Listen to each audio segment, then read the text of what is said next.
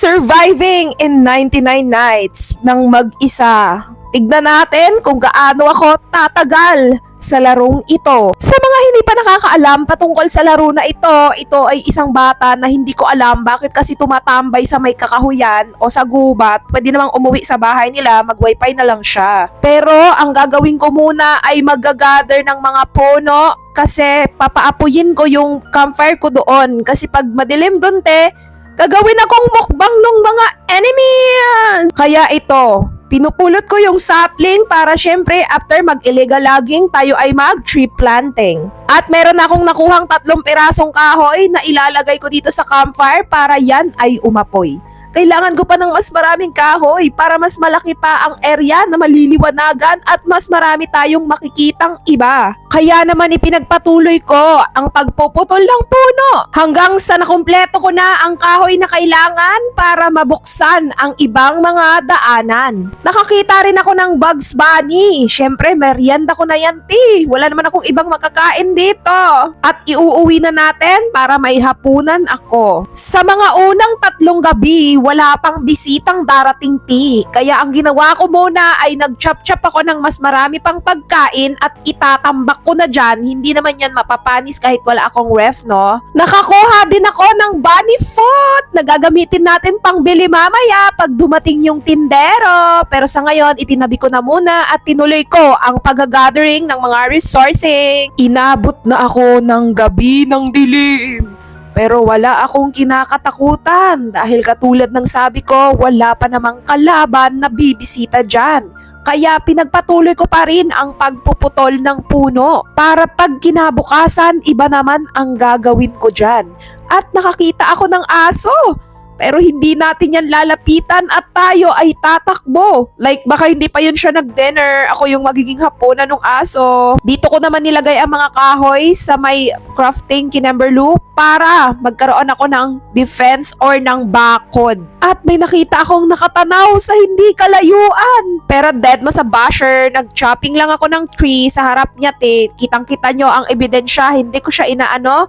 Pero bigla siyang umakting na parang tinakot ko yan siya. Ay hala si OA, nag-chop lang ako ng puno nung ginagawa mo tapos bigla siyang tumakbo. Wow, yung multo natakot sa akin, no? Day number 2, inabot ako ng kinabukasan at nag-chopping pa rin ako ng puno. At pag uwi ko, natanaw ko na si Mamang Tindero. Kaya naman nagmamadali ako para kunin ang bunny food ko. Yan ang gagamitin nating pambili sa kanya ng bagay na mas maganda pa. Ito nga pala yung mga paninda na meron siya at ang napili ko ay good sack para mas lumaki yung dala kong sako at kaya ko nang bitbitin ang buong mundo.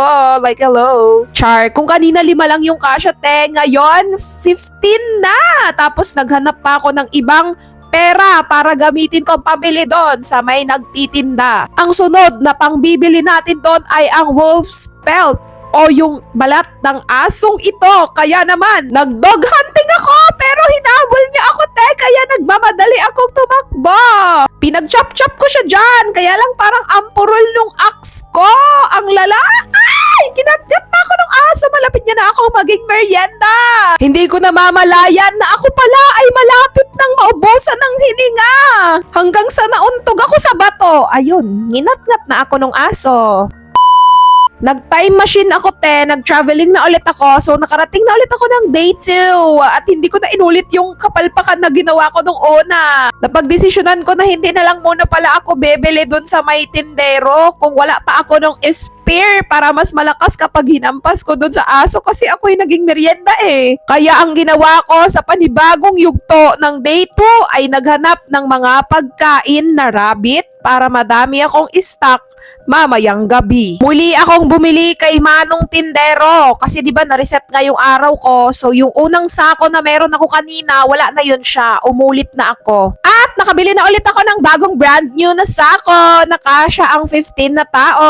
Umikot-ikot ako sa mapa at nakakita ako dito ng bahay. Nagbabaka sakaling may mahahanap akong bakal bote para doon sa may materials na needed ko. Nakakuha ako ng isang metal scrapping. Mamaya ipapakita ko sa inyo kung para saan yung metal scrapping. At kailangan malinaw ang inyong mata dahil meron pa dito sa dulo. At sa hindi naman kalayuan, nakakita ako ng uling. Perfect epekto dun sa campfire para mas malakas yung apoy niya. Inabot na ako ng dilim sa pagpuputol ng puno. Pero katulad kanina, dinedma ko lang ang kadiliman at tinuloy-tuloy ko ang obligasyon ko para makagawa na ako ng mapa, ng sundial at saka ng kung ano-ano pang ibang kailangan ko dun sa camp para makasurvive sa loob ng 99 nights. Marami-rami na akong nakukuhang puno sa tuwing...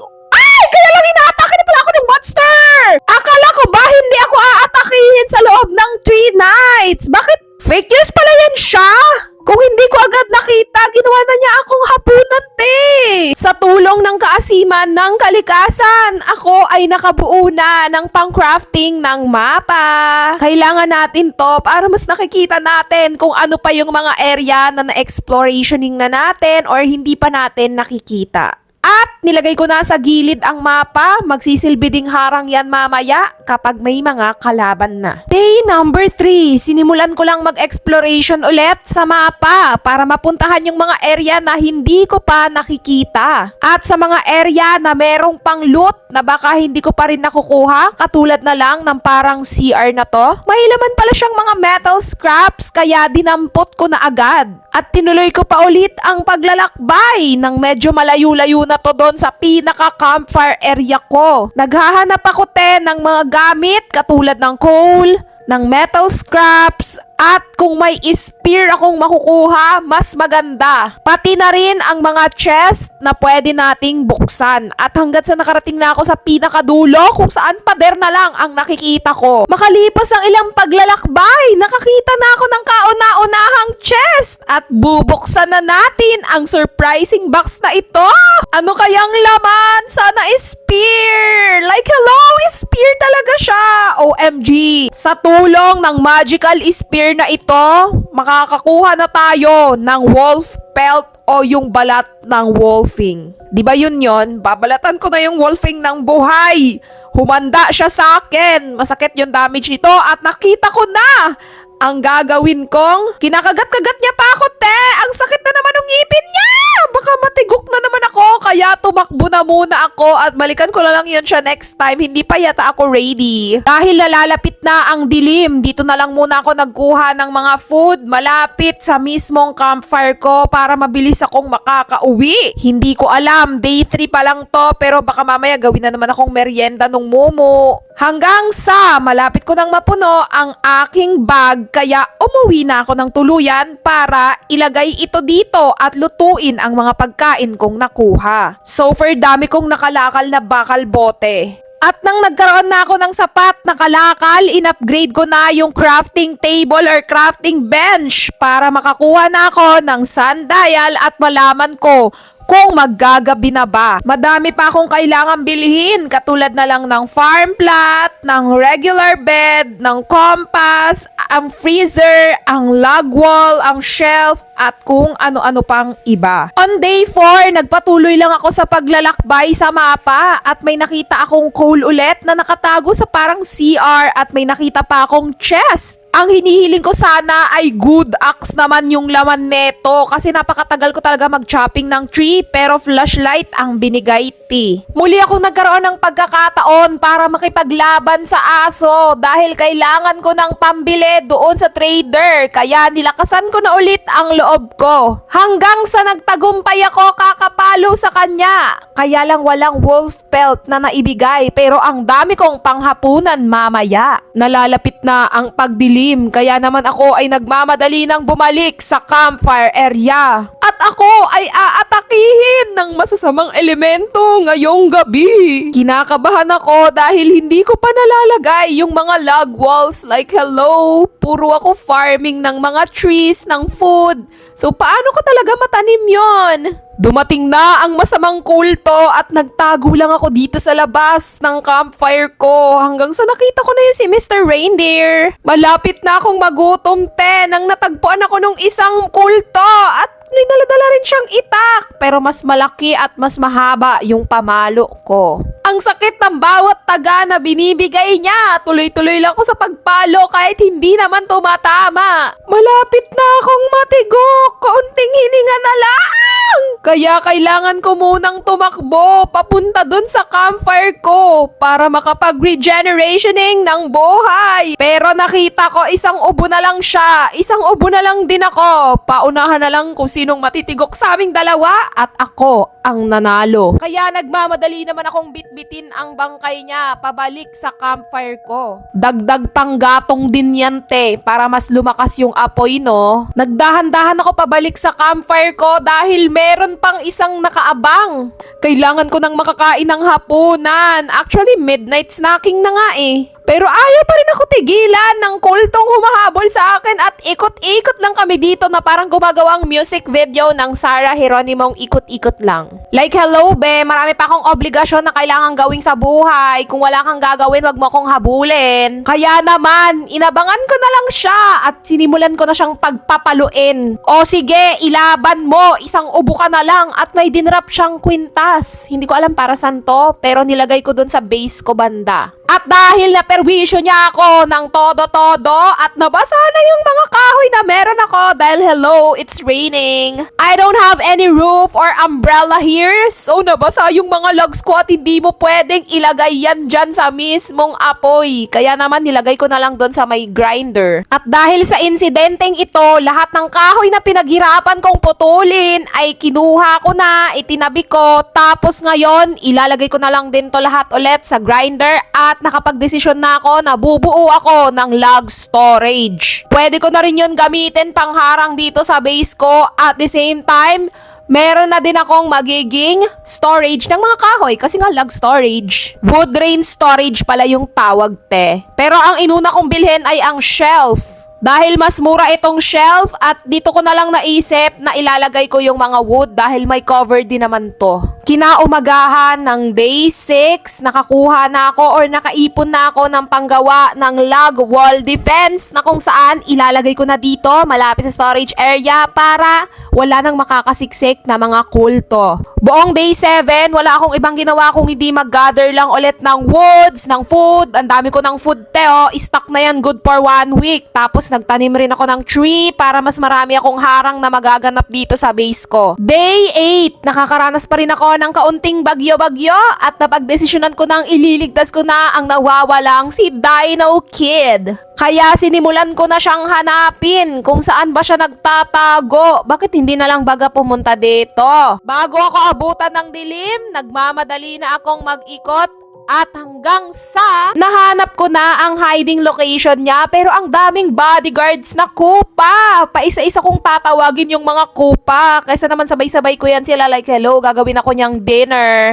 At may nakita pa akong chest dito na agad ko namang binuksan pero nagdadahan-dahan ako kasi baka bigla akong puntahan ng mga kupa na yan. Hanggang sa nakita na ako nung isa pero syempre ready na ako kaya hindi ako naging hapunan niya. Na-clear ko na ang Kupa and Friendships. Tapos nakakuha na ako ng red key na kung saan pwede na natin siyang is-saving. Pagbukas ko ng pinto, nagmamadali akong pumasok sa loob para buksan ang batang nag-iiyak kasi siya ay missing. At kinuha ko na ang aking good sack at pinasok ko na siya dyan, te. Walang ibang lagayan eh, dyan lang siya. Pero bago ako tuluyang umuwi, may nakita pa akong isang chest na binuksan ko at hulaan nyo anong laman. Ayan, diamonds na hindi naman sure para saan. Ilang segundo na lang at nalalapit na ang gabi, kaya naman nagmamadali na akong umuwi sa campfire at daladala ko na ang napakarami kong bagay na nakuha, pati na rin yung batang nawawala kanina. Nakakuha na rin pala ako ng wolf pelt, may pambili na tayo dun sa trader. Sa wakas naman,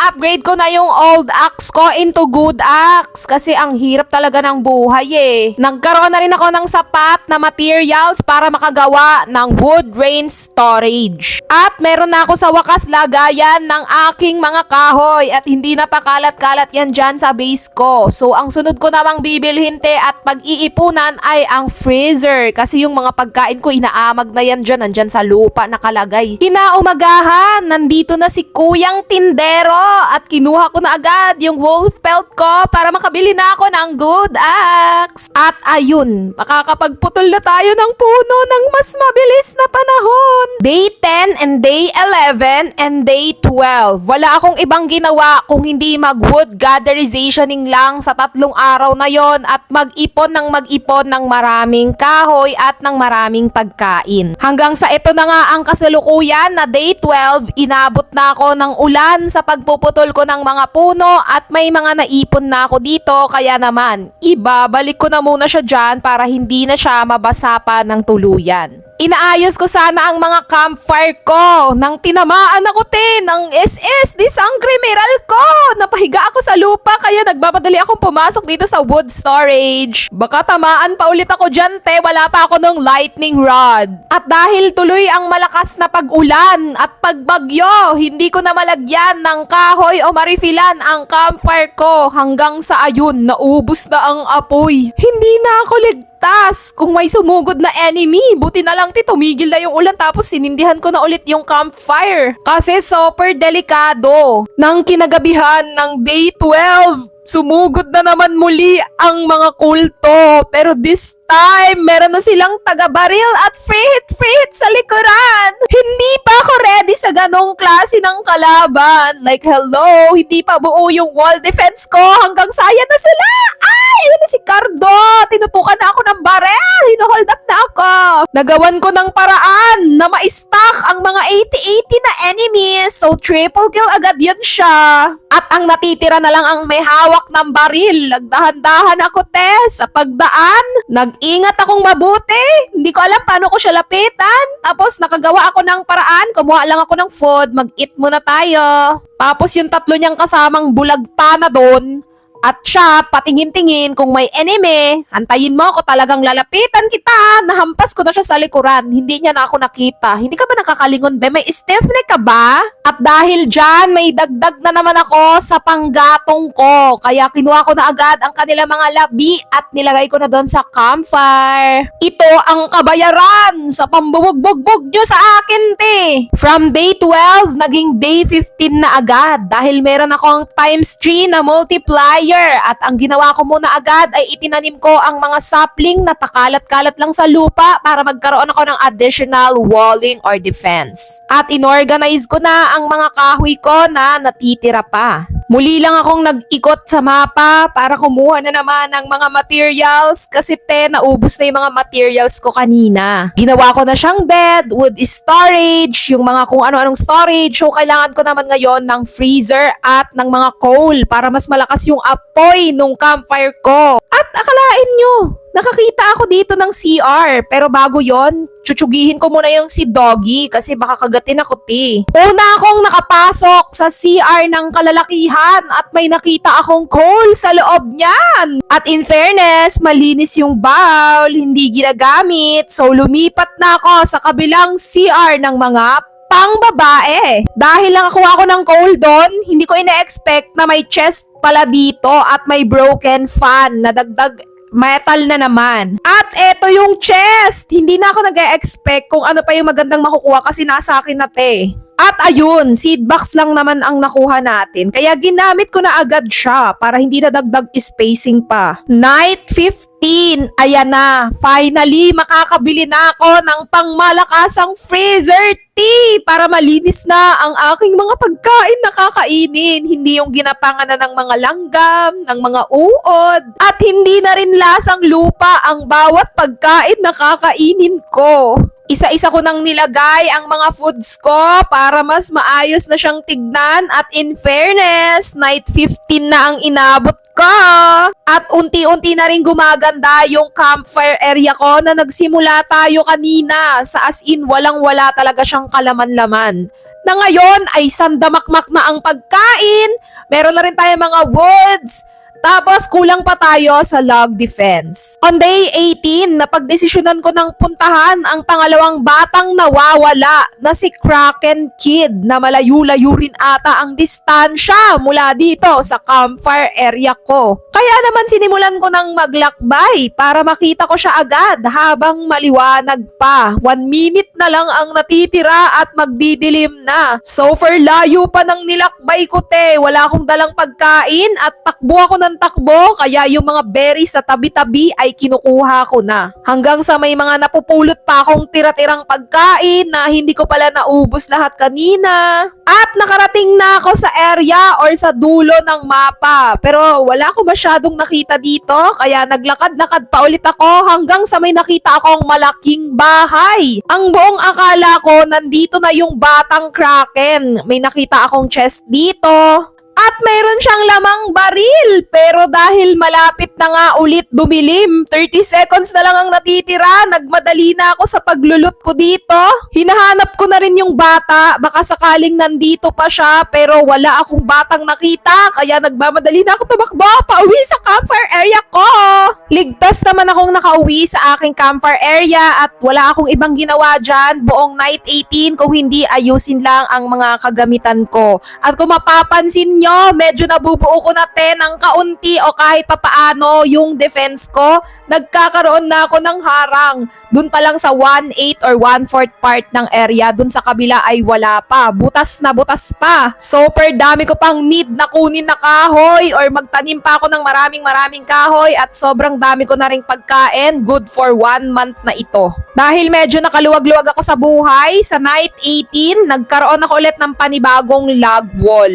On day 21, inabot na naman ang tag-ulan. Lagi na lang tag-ulan. Wala pa naman ding binibentang payong dito. Mamaya tamaan na naman ako ng kidlat ni Sangre Meralco. Pero bumalik ako dun sa bahay 10 na pinuntahan ko kahapon. At in-explore ko pa yung second floor kasi hindi ako nakaabot dito. Dahil hinahanap ko pa rin yung batang tiyanak na Kraken Kid. Pero wala pala siya dito, na isa franking ako. Kaya naman, lumayas na ako dyan kasi sayang yung oras kong binuhos dyan, wala naman pala siya dyan. Nagpatuloy pa akong mag-ikot-ikot sa mapa, finding Nemo dun sa Kraken Kid kung saan ba siya nakatira. Hanggang sa may nakita akong parang mining place na merong mga chest at isang damakmak na coal ang nakuha ko dito. Puro panggatong ang saya kasi mas tatagal na yung apoy ko. Mas napalaki ko na ulit yung apoy sa mapa at mas na-organize ko na ng todo ang aking area. Ilang nights yung hula nyo kanina, naaabutin ko dito. Grabe, may mga judgmentalization na nag-comment siguro dyan ng 1 or 2 no. Ay, ang lala nyo. So,